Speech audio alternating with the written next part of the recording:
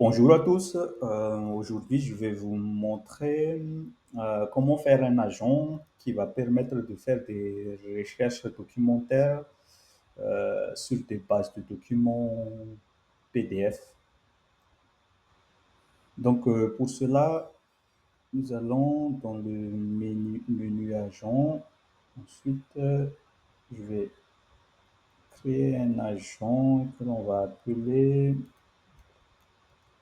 RAD, recherche documentaire sur RGPD et je vais choisir le template blanc. Comme ça, on va commencer depuis le début. Ensuite, je vais cliquer sur le bouton créer agent. Ici, nous allons choisir un modèle performant pour toutes les cas d'usage, c'est-à-dire Claude 4 Sonnet, mais si vous voulez des LLM moins coûteux, vous pouvez utiliser GPT-4 Mini, parce qu'il est, comme vous voyez à droite là, il coûte moins cher. Choisir Claude Sonnet pour ce démo-là. Donc je clique là. Ensuite, je vais dans la partie données où on va importer les premières sources de documents. Donc voilà, je vais cliquer sur le clic créer un document. Ensuite, je vais choisir la source de type PDF. Et ici, on va donner un nom PDF RGPD. Ensuite, ici, vous pouvez importer plusieurs documents à la fois depuis votre ordinateur. Il faut noter que sur Swift les documents sont OCRisés et parsés avec l'IA de Mistral OCR. Sur les autres champs, vous pouvez laisser comme ça. En bas, il y a cette option-là sur Swift, c'est la possibilité de sélectionner l'IA des bending. Donc, vous pouvez laisser l'option par défaut pour l'instant, mais je vais expliquer dans un autre vidéo en fait à quoi ça sert cette option-là. Donc là, on va faire le sauvegarde. À titre d'indication, le coût en crédit, ici, vu qu'on utilise l'IA de Mistral OCR, le coût il va être de 500 crédits par page.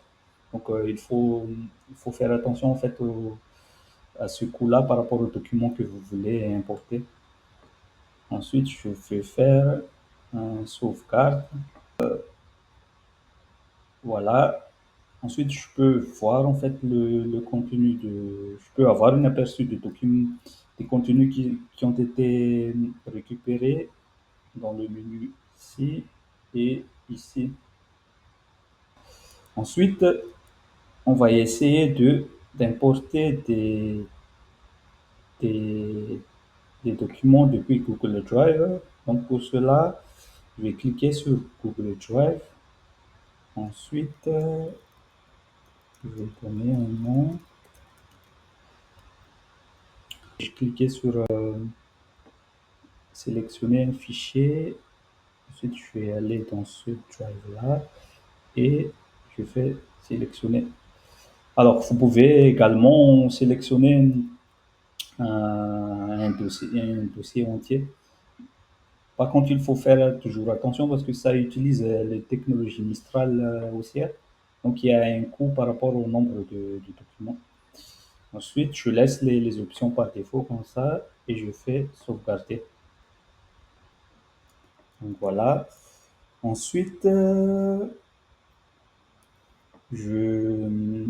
va aller dans la partie instruction. Ensuite, nous allons dans la partie instruction de l'agent et on va mettre une règle qui permet à l'agent de ne pas répondre euh, à partir de sa propre connaissance, mais seulement basé sur les sources documentaires qu'on lui donne. Donc, je vais mettre ici ces règles-là et je vais mettre aussi une section qui permet d'indiquer comment formater en fait la citation des sources de réponse en bas de chaque réponse. Donc, voilà. Et dans la partie compétences, on n'a pas mis des compétences. Du coup, normalement, l'agent n'a pas accès à Internet, donc il ne peut pas, vu qu'il n'a pas de compétences Internet, il ne peut pas accéder à l'Internet. Et d'après l'instruction qu'on a fait là, il va seulement baser sur les sources documentaires qu'on lui fournit. Pour tester, on va poser une question simple. Donc là, comme vous voyez, l'agent il va aller chercher des informations sur les bases de connaissances. Il fait plusieurs appels en fait, il fait plusieurs appels, différentes questions. Donc, voilà. Vous pouvez également cliquer sur le bouton Utiliser l'agent pour avoir une meilleure visibilité de la partie chat. Là. Donc, c'est un agent plus réactif qui raisonne en fait. C'est-à-dire qu'il va faire plusieurs recherches dans la base de connaissances pour répondre mieux à la question. Donc voilà, si je clique sur cette partie-là, comme vous voyez, il a aussi fait des recherches sur les documents sur Google Drive. Donc on a le lien direct ici, soit sur les documents qu'on a uploadés dans la partie data source. Donc voilà. Si vous voulez que l'agent, si vous voulez mettre l'agent sur votre site web ou sur votre portail internet, vous pouvez aller sur la partie widget et ici, vous avez les codes, les codes JavaScript qui permettent d'inclure l'agent sur votre propre intranet. Donc là, on va essayer avec l'iframe. Je vais copier-coller. Ensuite, je vais faire coller ici. Là, comme vous voyez, euh, l'agent est disponible sur la page HTML de ici. Donc voilà,